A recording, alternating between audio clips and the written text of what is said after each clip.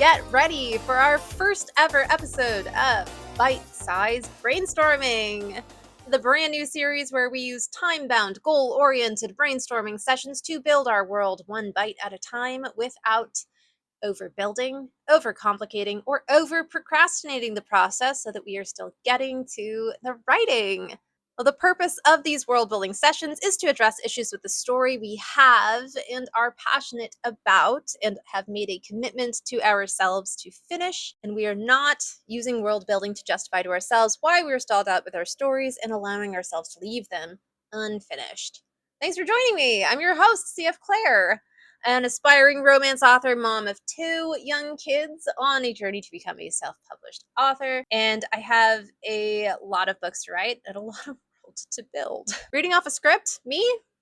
Doesn't seem likely. Because this is the first video in the series, I do want to go over a little bit of housekeeping before we get into the meat of the subject, which I will put on the screen, what we're working on today. This series will be ordered, but it's basically irrelevant. You can jump in at any video at any time, and each world building session will have its own contained session where I'll give enough context for you to understand what's going on. So, I'm not here to tell anyone what to do, first and foremost, or how to do it, but I'm a Truby girly, anatomy of genre, anatomy of story, so that's going to shape a lot of my approach. The other thing is that I am currently working on a 5-book, interconnected, standalone, rom-com, romantasy, myth, adventure series set in a very large sci-fi flavored fantasy universe centered on the fated mates trope.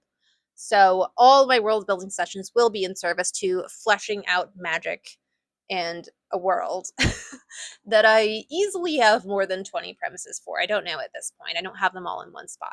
Probably should.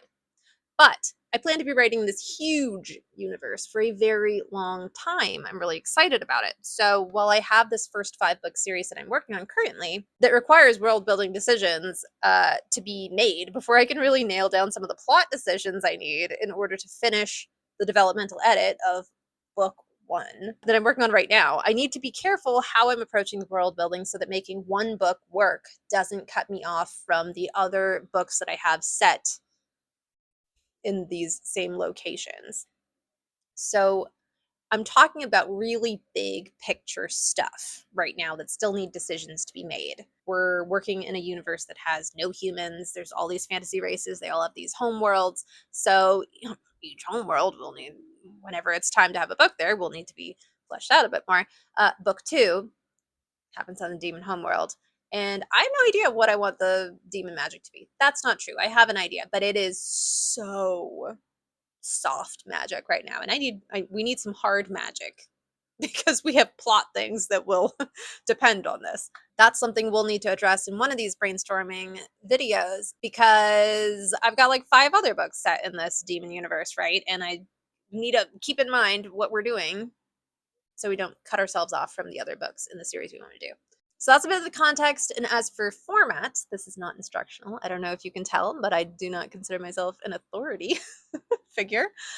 So it's more about having fun, hanging out, and I just enjoy brainstorming more when I'm talking out loud, and I'm more motivated to do it. Kids are home on summer break right now, so we've got these pockets of time that we're going to be working with. The way that I'm going to try to approach this series is to give enough structural context for what we're world building on and the way that I'm going to approach it without giving away specific plot spoilery things so that it doesn't feel like it's TMI. And so the hope is that it's fun to hang out. We can world build together. You can tell me what you're world building. And if there's something in the way that I'm approaching world building, maybe it sparks an idea for your own world building. So it's that kind of thing. All right, let's jump into it. So I'm currently on a little bit of a break from book 1. So we're focusing on book 2 today, which goes by the alias Project Demon. So I'll throw up the graphics vibe. It has to be over here. I could never get this right, but it can't be over here because I'm off screen. That would be insane. So it must be over here. One of the fun things about this series is that each book takes place in a different part of this very large universe. And it's meant to be an introduction to this universe, but it's also needed because of the way that the plot came together that I got inspired by and excited about for each of these books. And they're all connected by this idea that it's this 5-person crew, this universe. And so each person gets their book. So book 2 is going to be taking place on the demon homeworld, and book 1 takes place somewhere else. And I have a 14,000 word chapter outline for book 2 that I wrote back in around February, and I just looked at it for the first time since then, yesterday, and I have some thoughts. First of all, I cried like 5 times reading this summary. I was like, "Oh my god, this is so emotional." So I really love it. I love the emotional journey. I love the romance between the characters. That's definitely what I was focused on when I made the chapter outline. So we have like a very strong romance story. The world building, first of all, it's not there, right? So in order to get closer to the drafting stage, I do need to make these decisions about how the world is, how the magic is, and some of the near history that strongly influences the plot. So that's what we're working on today. So we're going to be using the world building in order to make sure that the emotional journey that I outlined, that is the core thing I love about this story, is the emotional journey these characters are going on. The world building is all in support of that. Here we are. The first decision that needs to be made is to define the parameters of the world. By defining those parameters, the idea is that will help guide me with making all of the further decisions, like what the magic might be, what the near history might be.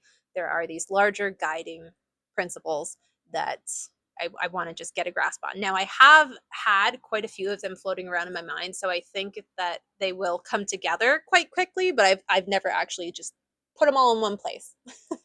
So, for the sake of a nice, achievable sounding goal, by the end of this session, I want to have 10 clear guidelines for shaping the story world. And these will be high concept things that I find intriguing. I'm not looking for specifics yet. I'm looking for what is my container of this world. So we have our whiteboard. All right, that's all for what I had scripted. And guess what? Believe me, I needed to script that because we have such a short amount of time. If I tried to ad lib everything, God, we would be out of brainstorming time, I'll tell you that. So let's draw our world. We're going to make this planet square shaped so that we can write in it easily. I don't want to deal with any corners here. Perfect. A perfect square. Wow. All right.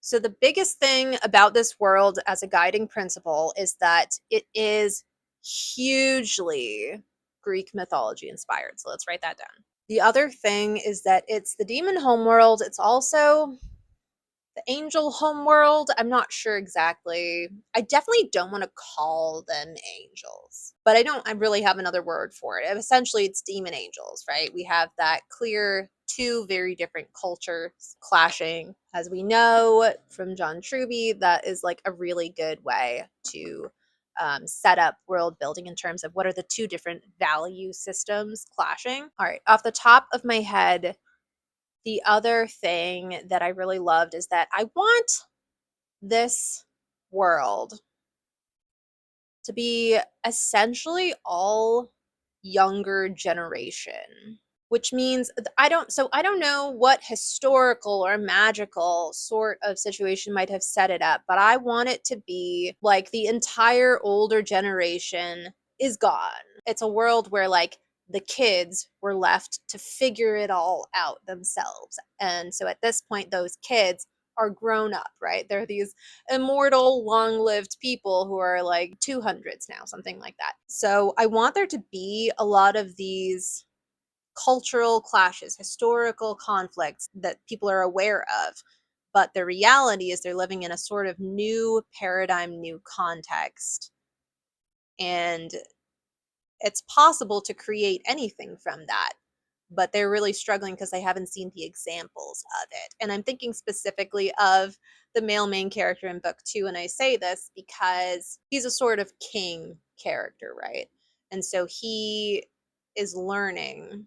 How would I say this? Maybe the heart of what I'm trying to get at is that this is a world where there are men without fathers in a world that prizes power and control There's no one they can look at and see an example of positive masculinity. Yeah, men without fathers. This is my interpretation of the current fad in romantasy of these morally gray or morally black male main characters. I just like, it's not for me. But it's very popular. And something that I am interested in looking at is how can we see these really sort of like toxic male masculinity characters? Is there a way to do that in a way that actually becomes more of an interesting emotional journey? So my version of that then would be someone who is morally gray, check. Male main character, book two, pretty immoral guy. But we want to make him at the end change. He has this huge change arc and it's really fun. It's so sweet. Oh my god. But the whole thing is that he's acting this way because this world there is no such thing as a positive male role model. Like, are you kidding me? No way. So of course, how do you then become the positive male role model? So that's like his journey. But so okay, men without fathers. I'm trying to remember things that I had already thought of for this. Desire. I do want somehow the magic system has to do with desire. Not necessarily like physical, romantic, sexual desire. Somehow, though, I want to make sure that I'm incorporating that. Okay, and then the other thing is that souls definitely play into the world. One of the things is that the male main character can see someone's soul. And I don't know if that's necessarily just him who can do that, or if this is like a classic demon thing, or it's a specific branch of magic. Unclear. Not sure. But he can see people's souls, and that was like the first thing he noticed about the female main character. So that I think needs to play into it somehow. So souls have major importance. Prophecies are a big thing. I don't know. That may just end up being, doesn't need to be its own thing because we have the Greek myth stuff going on. So prophecies and oracles are a big part of this world. I don't think that it necessarily needs to be its own thing. Trojan War. I definitely want some sort of historical event like the Trojan War to have been in the history. Does that need to be a guideline? We'll put it to the side for now, just in case. I do think I want to have certain Greek gods that inspire certain types of magic within the world. So I'm going to put that because it's more specific than Greek myth. We're leaving Greek myth. I know that's so broad, but that's actually good. There's so much encompassed in that we don't need to get into right now, but there's a lot of inspiration taken from Greek myth. So, okay, but the magic system, yeah, magic inspired by Greek gods. So it could be that the angel magic is inspired by Greek gods, and the demon magic is somehow that desire based magic. This is a possibility. Number 7, there definitely needs to be monsters. I want the people to be super powerful, like the demons and the angels to be super powerful, but I also want there to be a reason why there are heroes among those people. I don't want to do humanoid monsters though. So we need some like big sea monsters. Crazy kinds of monsters. Because otherwise how do you make people who have these really insane amounts of power be admirable? Like there needs to be a way to use that power in order to be likable, to save the cat, so to speak. So, yeah, I think we need to have dangerous things. And we can go further than that too. We can say that the setting itself could be its own monster. So, that could be an interesting thing as well. I do like the concept of the reason that demons or whatever fantasy race has their magic is because of an environmental factor that they evolved to handle. We'll call that monsters and traps. Maybe there's a better way to phrase it, but we got to move on as well. We need 3 more guidelines, and we've got Well, actually, we're doing all right on time. We've got about 20 minutes, I think. We'll come back through these because we're going to then, once we have all 10 of the principles, we're going to pull up the premises I have already and test them and make sure that what I have here works with the premises I have or how I want to, alter things. Stars need to have significance. It's unclear how, but that plays into the whole prophecy oracle angle that's going on, and that's a pretty key part of one of the characters. So somehow stars are important. Okay, number 8, stars and planetary alignment have major importance. Again, I don't know in what way, but I know that that is something that's important to me as I'm making these decisions. There's been some sort of cataclysm within the last 200-ish years. A cataclysm, a war, some major event that has shaped this now current climate. So something like a Trojan War-esque sort of thing, a Pompeii city, like volcano, Mount Vesuvius eruption, something cataclysmic has happened. Another possibility, so Greek myth, one of the things that I was toying with was whether the dynamic between demons and angels is similar to the dynamic between Greek gods and Greek titans. So possibility the cataclysmic thing has to do with a Tartarus-esque thing in the world where the people who were in Tartarus got out, and then the people who were out are now in Tartarus, that sort of thing. Something like that happened recently. Okay, so we said major cataclysm changed the world dynamics in the last 300 years. I want to, so I think something may have happened leading up to the main characters of book 2, leading up to when they were born. And then there have since then been these other mini cataclysms that have happened, including one of the things that happened in their backstory. It's a second chance romance, and there's something that happened shortly after they met for the first time. So yeah, possibly there were like aftershocks from that initial first cataclysm. We don't need to decide that right now. But anyways, so that number 10. Obviously, there can be more than this. This isn't like the end of brainstorming forever, but I just wanted to get everything in one spot because I hadn't before. I want these Greek myth inspired stories to have to do a lot with quests, journeying. We're thinking things like the Odyssey. I think travel is very difficult in this world. Whatever's going on with the terrain or the magical landscape, something about it, I think travel is very difficult. And I think there are two very distinct story arenas, which is something, this is a Truby thing, which can showcase the differences between here's the angel world and it's like this, and here's the demon world and it's like this. And they're all in the same world, but there's a very clear dividing line.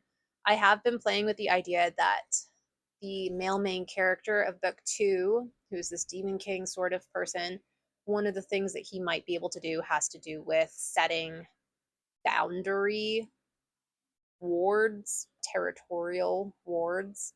So that sort of plays into it. I think that's cool. We do have, with the Greek myth thing, we do have very natural suggestion of angels might exist, in the overworld or in the Olympic mountains sort of thing, whereas the demons might exist in the underworld, the land of the dead, that sort of thing. So that's a possibility.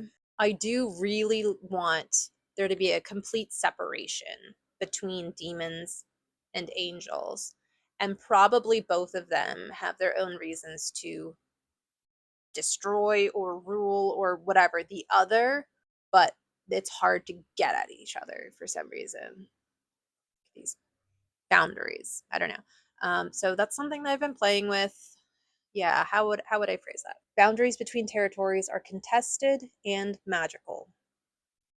I think that gives us a lot of room to work with. And also, that's pretty fun because that allows a possibility for the female main character to have done something, which that could be really fun. So that's good. I'm feeling good. I don't feel like I need to keep thinking about this at the moment. Obviously, we can change these around if we need to, but I think this is good. And I like having it all in the one one area where I can see all these sorts of things that just they've been floating around in my mind. So let's pull up those premises I have and see if there are any issues between those and how this is. Oh, I forgot. Okay, so that's true. Okay. Hmm. Okay, this is interesting. The thing that clashes when I look at these premises I have, apparently it's three other premises. For these premises to work, it couldn't be the craziest thing ever for angels and demons to meet. Hmm. That's something to think about. The second thing that I had forgotten about is that I was really playing with the idea of the seven deadly sins and having that somehow be related to demons, as in some of these male main characters would sort of embody some of the seven deadly sins. And I want to tread lightly with that because we know that's been done very many ways by a lot of very famous, popular romance authors, Gina Showalter, a lot more that I just can't think of. But so, and it wouldn't be on the nose. It wouldn't be something that's on the pages of the book, but it's like an inspiration thing for me as I'm crafting characters. I had thought, wouldn't that be fun? Because then the male main character of book 2 would be Greed, and that works pretty well, honestly. I kind of really like that. And then his 3 best friends would be Wrath, Pride, and Lust. And I kind of really like that, but that may not need to be like a world thing. That could just be a me character thing. Okay. We don't need to fix the problem, right? So we had the problem of something that doesn't work super good is the idea that if the boundaries between territories are contested and magical, then how could we have a situation where a demon may have met an angel sort of casually when they were kids or younger?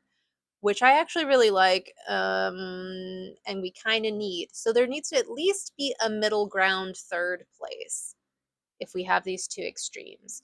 So let's flag that. One of the things that I really like from John Truby is he has this thing of like, when you come up with your premise, spend some time thinking about what are the possible complications and problems you're likely to hit when you're working on it.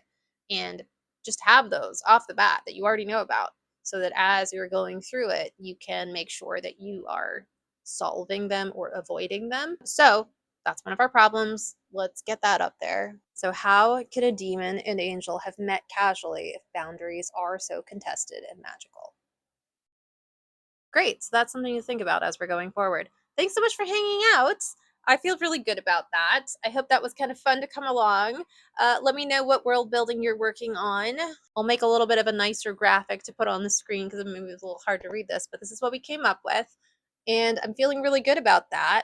So at some point later on, we'll do a further brainstorming session where we use those to get a little bit more specific in some of the problems I'm working with. But that's all for today. I gotta go get started on some lunch for these kids. I hope your writing's going well. I hope you're doing well, and I will see you in the next video.